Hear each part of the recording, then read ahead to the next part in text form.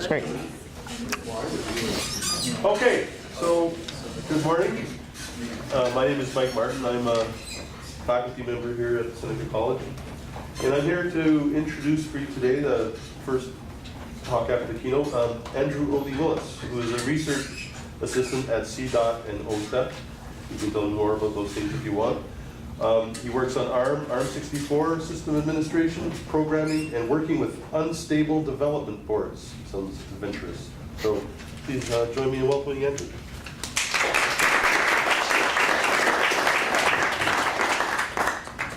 Just to fill in more information on some of those acronyms, CDOT, if you're inside the keynote, Center for Development of Open Technology is here at Seneca.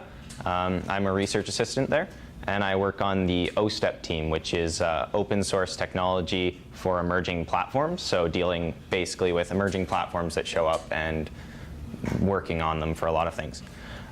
So the talk I'm going to be giving today is on 64-bit ARM, and it's more of an introductory talk to a little of ARM, but then it moves over to 64-bit ARM, which is recently emerging.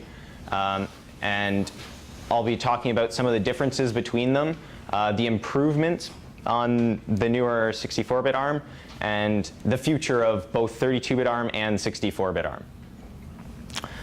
So here's the overview. First, the introduction, differences, the status of the software of 64-bit ARM, so where they are in the process of porting current software over to 64-bit ARM, the status of the hardware, whether you can get it, how much it costs, what it looks like, and what it will look like when it's in a more mature form. And finally, just the future of 64-bit ARM, and yeah. So before I begin here, I'll just ask introduction to ARM. Who knows what ARM is? All right, it's a fair amount. So what is ARM? It's a CPU architecture, similar to how x86 is a architecture, so your computer you'd have at home. So what ARM is, it's an energy efficient CPU, which has been around for a very long time. It's even older than x86-64. And it's also the most popular or widely used processor in the world. You might not know, not necessarily in computers, but in embedded devices and microcontrollers for many robotics, or even in your microwave you'd have at home if it has a little display on it. So ARM is kind of everywhere and in everything. This is the 32-bit ARM, so this is just a bit of a history on it. So one thing you're going to notice during my presentation is there's a lot of really weird names in ARM, and it gets even more convoluted, but we'll just start with these two. ARM v7 is just another word for the architecture for the 32-bit ARM. There's a few others, but they're not worth mentioning right now. And ARM v8 is the newest 64-bit ARM. Some other names there. Within the umbrella of the architecture, ARM v8, which is the 64-bit ARM, you have ARC64. So if you ever see this anywhere or anything, I'm not sure if anyone has seen this before. That's the execution state for ARM v6. Or sorry, ARM v8. And it's also what they call the instruction set for its assembly language. ARC32 is a secondary execution state within the ARM v8. But it allows for the execution not of legacy code, but of code written for 32-bit registers. So what this means is it allows you to write code or write software for a 32-bit ARM device using the instruction set of a 64-bit ARM device, and that code will be backwards compatible with all 32-bit ARM devices. This doesn't mean that you can write necessarily code for older devices and move it to ARC64. It just means you can move it backwards from the new 64-bit ARM to the older ones. This is sort of an important note because it allows you to bring back older software, but for the most part, 64-bit ARM has actually removed most of the legacy code within it, so it won't run any older ARM devices, much older. So that's one of the differences I'll be talking about next. So what are the differences between the 32-bit ARM and the new 64-bit ARM? So the first one to note is in the 32-bit architecture, you have a limited address space. So the base address space, I believe, is up to 4 gigabytes of memory. With some neat little memory hacking, you can do PAE, which is the physical address extension, I believe it's called, which can increase your amount of memory, but it's definitely hacky, and it's only one of the limitations. But what 64-bit ARM brings sort of to the game here is not only does it have the increased memory that I can't even remember the number right now. It's a ridiculously large number in the terabytes. Earlier I said that 64-bit ARM has removed a lot of the legacy code from the previous 32-bit ARM devices. What this actually means is when you have a CPU architecture and you want to make it more complex, you want it to do more things, and it'll have more instructions that can do more powerful things and support more software functions, what you're actually doing is you're just adding more transistors into this CPU. You're making it just more complex. And over the years, for an example, is x86-64. It can actually still boot DOS, like operating systems back in the 80s. It can still do it. It's there for legacy purposes. But what this means is that they have to have all these extra pieces built into the actual processor itself. And by doing this, you're actually just cutting off its power efficiency, and it can add up when you look at the watts used per performance when you're comparing ARM to x86. And I believe right now you're looking at a power savings of or usage of like 1/9 the same as an x86 for the same performance. So that's one of the main advantages, is the power savings. Another note in the differences here is it's hard to look at the ARM v8 as just sort of an improved ARM, because it's not necessarily just building up on top of the ARM 32-bit architecture. Like x86, 64-bit, built on top of the x86 architecture, ARM v8 for 64-bit ARM is actually a brand new architecture. They've rewritten everything. They've completely redesigned how the programming or how the processor works and all the functions and features that exist within it. Some specific examples are for the C++11 and C++14 standards.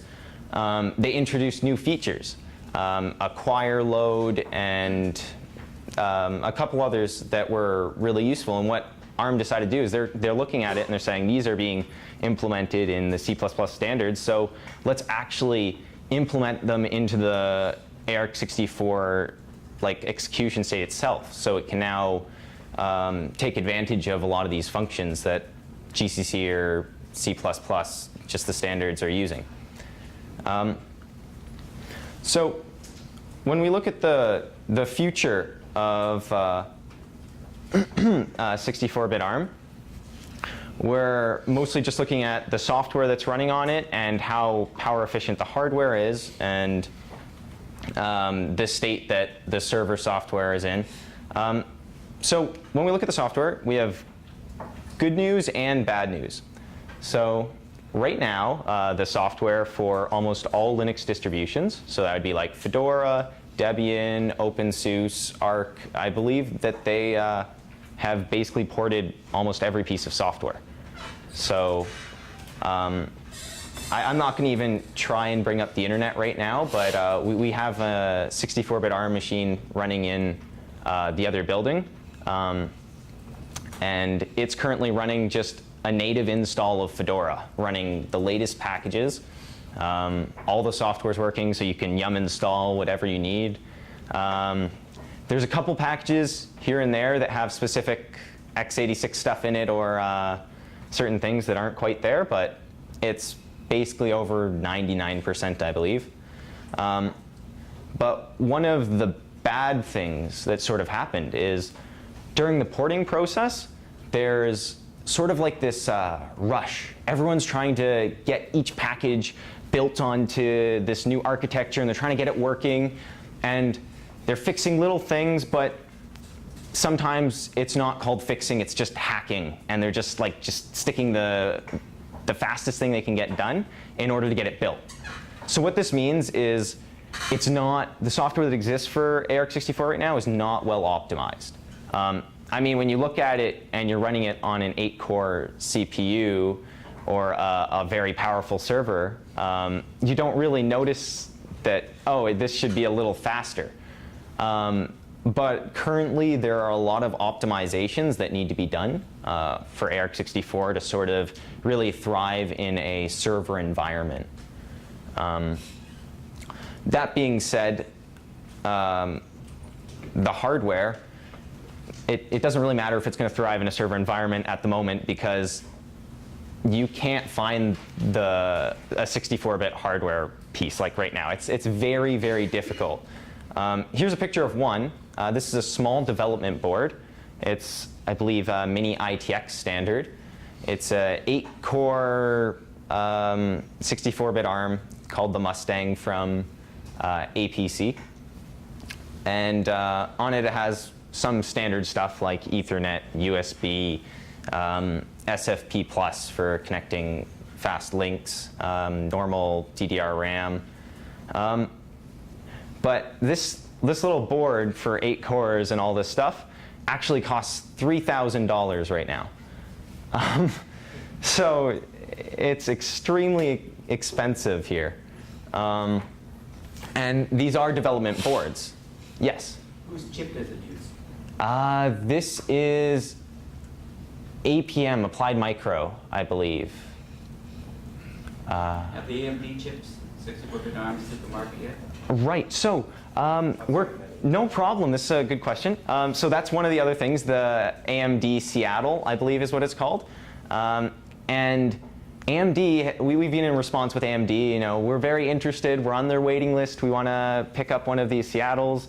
And they keep telling us, you know, they're ready. We're going to ship them very soon. But it's been about 6 months since they've been saying they're ready, and they're still saying they're ready. So they're not ready. But they do exist out there. There's some videos online of people who have gotten a hold of them and are doing some presentations, a little more in-depth than this one, but with actual hardware in front of it in AMD Seattles. So the widest source of them is iPhones or iPads, I guess.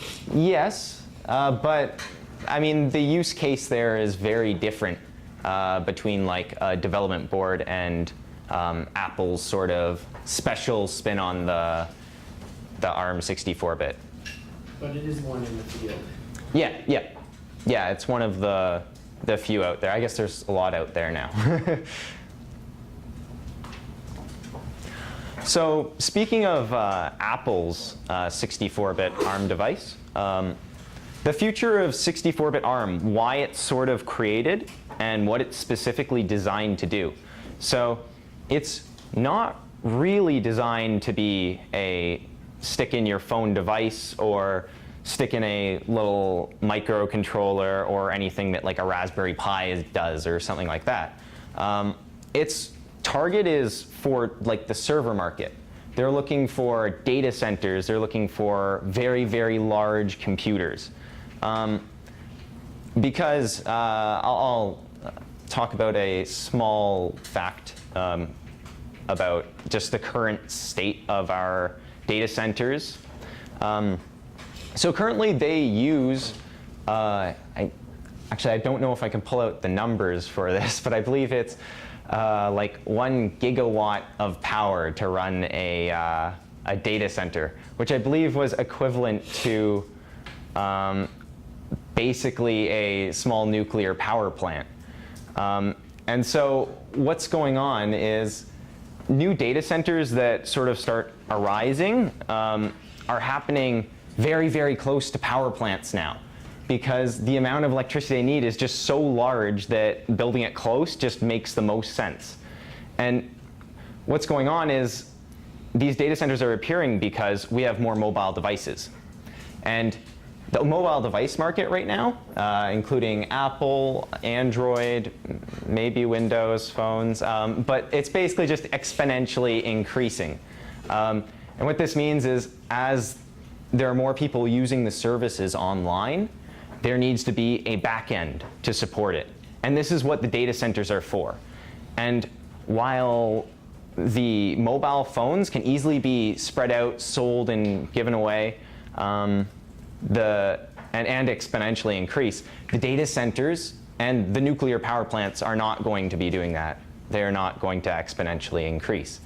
So the current plan for the future of 64-bit ARM is if we can not only cut the power down that we're using in computers, but also cut down the heat we're using on them, you're getting rid of air conditioning, you're getting rid of that would be used to cool down an entire data center. It would be basically a building as big as this filled with computers. And so getting rid of about like 90% of the power usage would definitely make a hit on the server market. So when you're thinking of the new 64-bit ARM computers, you're not thinking of a standard development board, for example, like we see here. It's not something that would come in a single case. It will come in a standard U-rack that you'd see in a server environment. But what it would look like is something kind of like this. So if we look here, this card is just an example. This is actually a 32-bit ARM development environment, but this is an idea of what hyperscale computing actually is. And so this card here has 4 nodes on it, is what they're called. And each node is actually a quad-core computer. And so the idea is to have a big server rack and fill this entire server rack with these cards. And so you have, yes? Are those SATA ports beside? Yes, there are SATA ports on there. So it looks like each node has 3 SATA ports here and a single stick of memory for each node. And you'll notice that there are no Ethernets on here either. So there's no Ethernet wires running into this case. And the way this works is the board that these are all getting plugged in has an internal network fabric lots of different designs, but it gets fairly complicated. And what happens is each node can sort of talk to each other in a crisscross sort of fashion. And this is such a high density environment that doesn't exist right now. And in the end, we're looking at having like hundreds and maybe even up to 1,000 computers in a single rack because there's not really a need for expensive cooling. We can make them smaller. We can make them just a lot. We can make them have like more high count of cores with ARM technology because the cores actually run a lot cooler.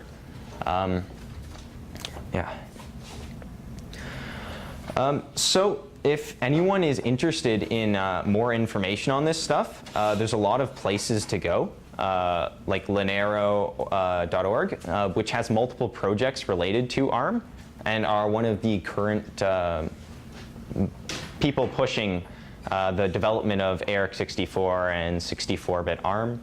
ARM.com also has tons of resources on using ARM, starting with ARM. They have reference guides, instruction sets. But unfortunately, hardware will be very rare and expensive for quite a while, probably the next year, maybe longer. I'm not, people have guessed when it's going to show up, but the guesses are like late 2015 to early 2016, but the guesses before were early 2014, which didn't happen. So, are there any questions? Yes. Yeah. What about 64-bit support for GPU, like the Mali equivalent on 64-bit?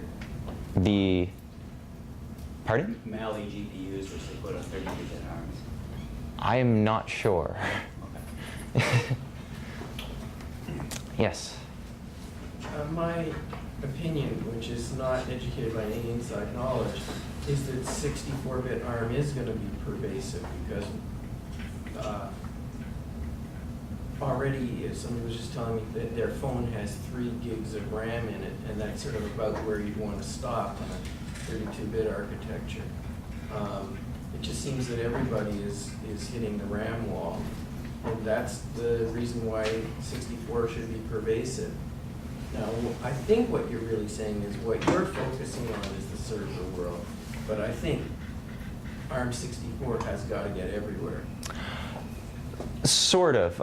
Yes. I believe that ARM64 will hit like the mobile market because the way that ARC64 is actually designed may improve battery life a lot as well, because it's really being cut down from what it was before into something smaller, as well as a lot of benefits like that.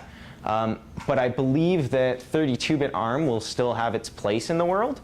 So I think it still has a future in a lot of embedded devices and much smaller devices, which may not need a lot of memory or any specific things going on in them. Yeah. Yes. What's the shrink size of that ARM64, that new processor? The shrink size? What size is the part? Is it a 0.24 nanometer, 1.8? Like? Oh, I have no idea. So the answer to that is probably it depends on the foundry, because ARM itself doesn't make any chips at all. No, it doesn't. They make the intellectual property, and then people take that and take it to their favorite foundry, which I guess the ones you usually hear of are TSMC and Global. Mm-hmm. And those guys are, maybe this is the key one, those guys are, as far as I recollect, a node or two behind Intel all the time. Yeah, they don't usually give out that space for little guys. Usually that's dominated by the larger companies. I was wondering, maybe the shrink size being larger doesn't really have that power, doesn't have that power per watt heating dissipation. So just curious. I was just wondering if you're following. Like, Intel, of course, knows about ARM and knows this is coming, and they're releasing, micro-scale chips with atoms and 8 or 32 core atoms or 100 core chips and stuff. I don't know if you've ever looked or played with any of those, how they compare to some. You have some hardware. Have you looked at any of the Intel chips that they're talking about? Right. So I haven't personally played with any of the more advanced Intel chips. That I have heard that they're pretty good for power savings and stuff. Like their recent one doesn't have fans in it or anything. Most of the tests that we were able to do were a little while back on comparable ARM to x86 devices. So it's not quite a fair comparison, but like it was old ARM and it was kind of old x86. So. Yeah. Yes? Something that sort of wondering about is, you might know, just because are some of the benefits of the AR64 sufficient, things like extra registers and all that, that it would be worth doing in the ARM side, something like we did in the x86 side, where you get like the Linux x32 ADI, where you were running essentially using 64-bit register file, but only as 32-bit ones in order to fix things like just sort of memory access overhead because things are getting too big. Is there any, do you know if there's any kind of argument has been made for whether or not it's worth doing something like that on ARM64 hardware? Well, I'm not sure if an argument has been made, but it would be completely possible. Yeah, because I know relatively little about what they added in AR64. I know things like register files changed. They got rid of predicates, which sounds like it's a bad thing, but I'm sure they have a reason. So it'd be kind of interesting to know, are they getting enough of a benefit out of having those new features that it's worth looking at? Or is it still a little too early for us to really know? Well, sort of the way that the ARC64 assembly language and instruction set sort of works is they do have the 32-bit registers built into it, and their philosophy, I guess, is to do things in a more simpler fashion.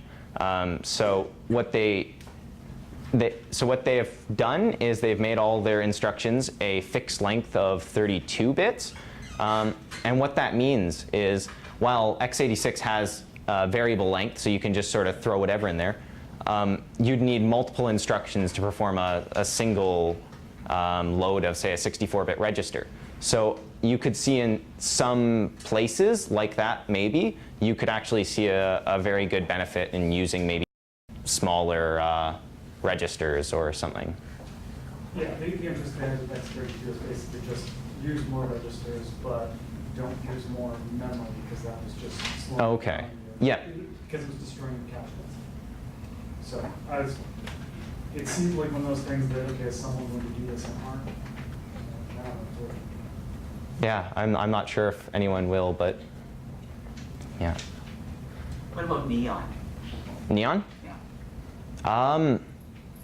I believe that Neon is supported in ARC64, or it comes out as SIMD. What's specifically about it? Is it available? Yeah, I believe SIMD is available. You can interact with it through. Yeah. Does anyone else know more about interacting with the SIMD? I know it's there. Yeah, I know it's there. I don't know if they changed it, or if they added anything to the addressable registers or the length of the packets. Mm-hmm. I don't know. I can't remember if they changed anything like that. You said you installed Fedora on it. You got up and running. Have you done anything else? Have you written programs for it? Have you used like a QEMU or simulator? Have you actually been developing code for it and running it and seeing like how usable is it? What, in your experience, like what have you actually got working on it besides Yum? Right. Yeah. So it's in a pretty usable state. It's running all in sort of open standard things. One of the things with ARC64 is it needs to, if you want to sort of ship it out, it needs to support or be able to run UEFI. So the idea there is that everything needs to boot the same way. You can't have 300 different devices all running U-boot that are custom and just really bad at booting. How is your UEFI experience? I mean, I've been playing with some on x86 servers, and it varies from firmware version. It's all over the place. Right. So my experience with it has been pretty pleasant so far. We actually had to flash the actual firmware onto it for UEFI, but once it was on, it was a pretty standard net install. And we also did another install with USB, and that also worked. So the installs work. We have classes currently at Seneca College right now that are developing on these machines for us. The course is called Software Portability and Optimization. And I believe this semester their focus is more on optimization for ARC64. And they're the ones that are currently spending most of the time on it, building packages, I think, and trying out things.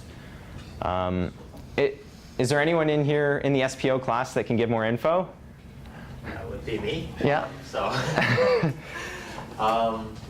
Yes, so Chris Tyler teaches the course, and we're working with Monero. They have a whole list of packages that are currently either only for x86 and or have ARM32 that we're trying to port towards the AR64 architecture.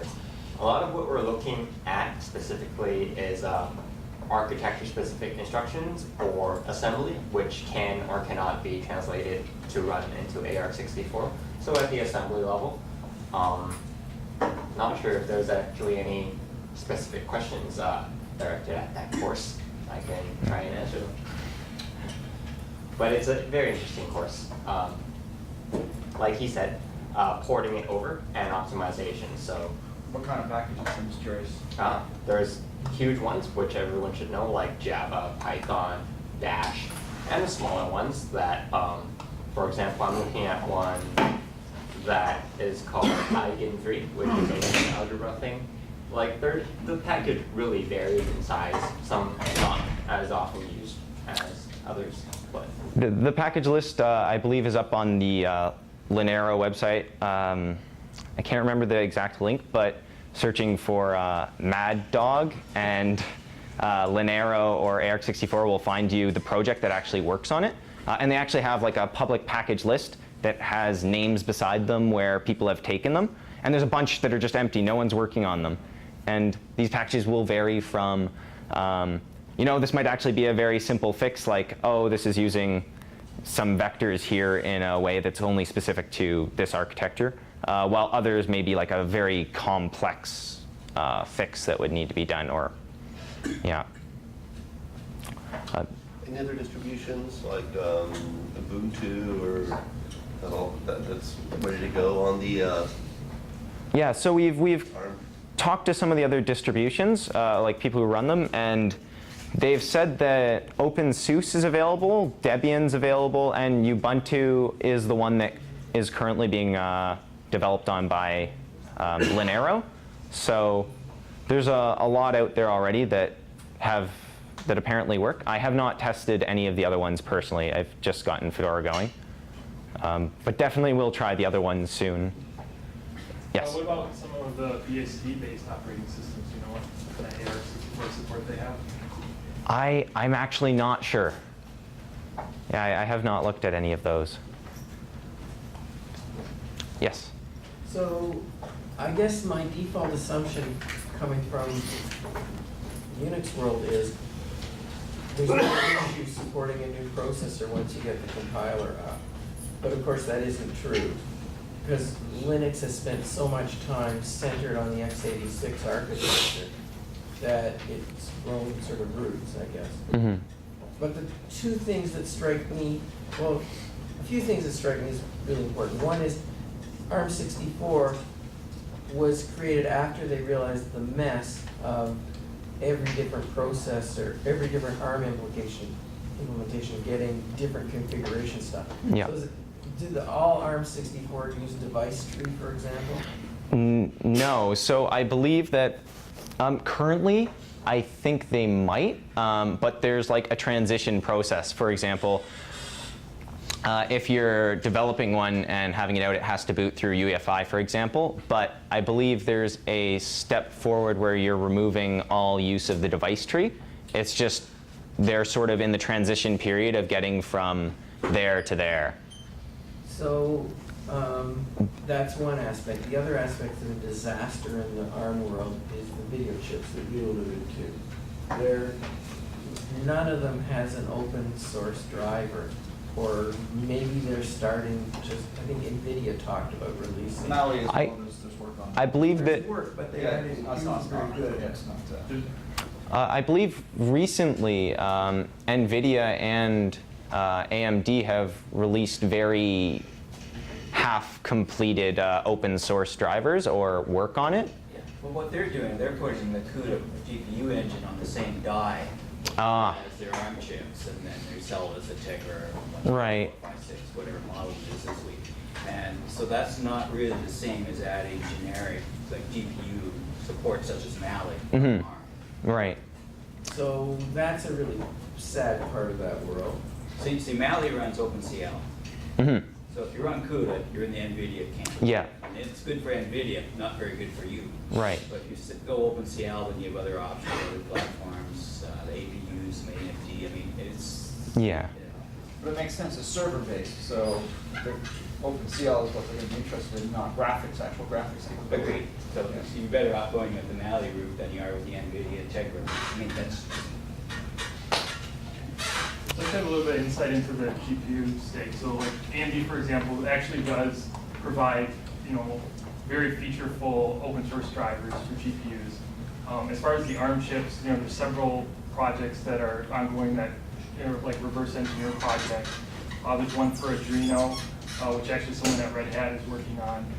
There's one for Vivante, and then also do the Maui project as well. They're promising, not delivering, I think. Yeah.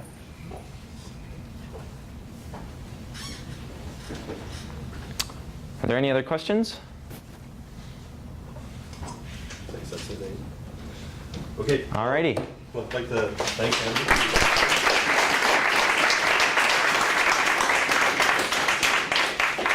Great discussion. And, there's a small token of appreciation. Thank you. Thank you, Andy.